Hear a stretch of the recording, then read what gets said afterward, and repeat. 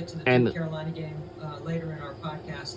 But I feel and the confident in question North is, Carolina and NC State. who will I earn the think that double NC State's buys? got But Notre Dame and they've if got I know Duke to play yet. there are I only think they're going to four play really teams well. I that know they are need to get likely might two. going to have it.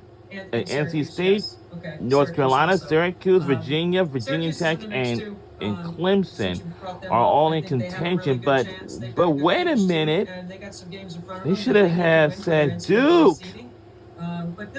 I feel good about NC State and But I Carolina don't know. as the I hope. other two teams. I think Duke will be first, and Louisville will be second. But it depends. That's all.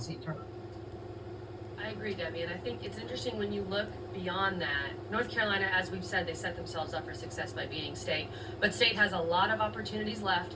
I think that NC State-Syracuse game on February 22nd is going to be massive for a lot of reasons.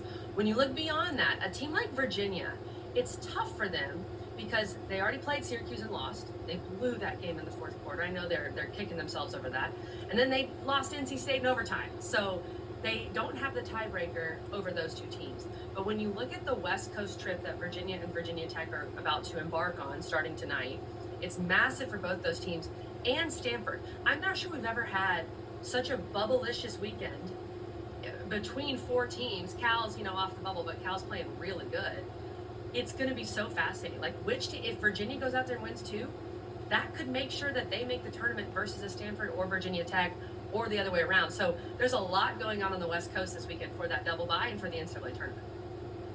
Well, that piece of criteria about how you finish the season is important. I'm in Indianapolis. I'm heading over to the Moxon process today, and we're going to learn a lot about what this particular. And again, who will earn the double buys? Either going to be NC State, UNC, like University of North Carolina, Syracuse, Virginia Tech, or Clemson. But I know we got 6 teams are all in contention, but we don't know which teams will get a double buys in the tournament.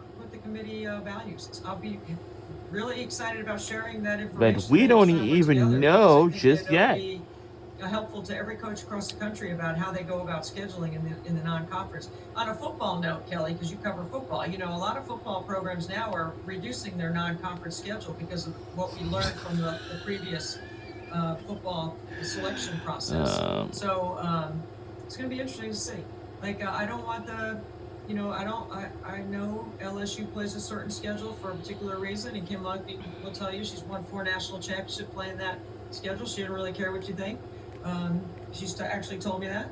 But I think when you look at the ACC and the amount of talent in the league, how close the margins are, how important possessions are, situations in the game. I talk about situations all the time and about the margins. It's going to be a fun ACC tournament, I know that, and there will be some determination as to who gets into the NCAA based on the way these teams finish and what they do in the postseason in the ACC tournament. Absolutely, and it's so odd to say this, but I think the ACC, in terms of the bubble talk for a lot of these ACC teams, it might be decided in the San Francisco Bay Area because you've got Virginia Tech going out there, and Clemson still has to go out there, and then Stanford's got to win some games. I mean, Stanford has fallen onto the bubble, and I know Kate Pay knows that. So ACC fans, get ready to stay up late because a lot of these games will be happening at 10 o'clock Eastern, and you need to lock in. In the last 10 years, Kelly, every ACC team with 20 wins and 500 in conference play has been in the NCAA tournament. Something to think about. I think that's well deserved, and if you get to that point, you should be in the tournament. Speaking of a coach that will be coaching in the NCAA tournament, as he almost always is, it's Wes Moore, and he will join us. He is heading to play Notre Dame and Duke soon, coming up on NC State's schedule. They are off today, this Thursday, but he's got a lot coming up with his team. So now Wes Moore will join the show, and we'll listen to what he has to say about, We'll be right back here on the other side of this break on the ACC Network Basketball Podcast.